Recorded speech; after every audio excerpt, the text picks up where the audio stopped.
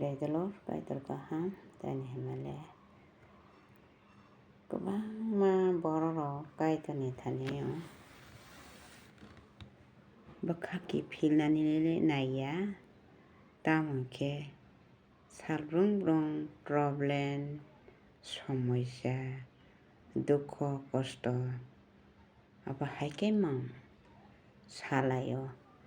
Zengdal tekto paimani. Padre por problem. Padre porang puisana te nokong na te kaksang makere. So abuni bagai seng kaitani thani se seng problem rok no kaitan thani aparni nang. Nang jesuk pa na mana ni musogoi yang khabrung lai pai lai aklai tong pano. So kaidor no riya hingke mungsa o gerei. Kaitori kangke se seng mano. Seng jesuk pa no yang khabrung lai tui geran no a theprak mahai theprak lai yang pai lai aklai tong mani abo mung saya.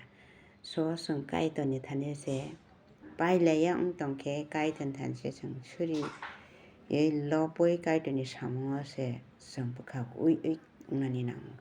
Jesuk problem pai osok kaitoni thani se seng gerengi tong nani nango. Hallelujah. Abuni bagai problem no solve khlainai kaidor se. Nini nokkhungo padre porang puisani bial klai bo kaidono se seng suri nani nang.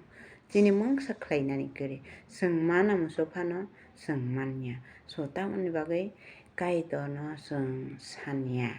Kaidono seng suriya. Kaidini musoti tongya. Abuni bagai seng mana himpano seng manya. Seng kaidon se sanya ke bahki mamnai. Abuni bagai so abhai untai kere seng. Hallelujah. Praise the Lord.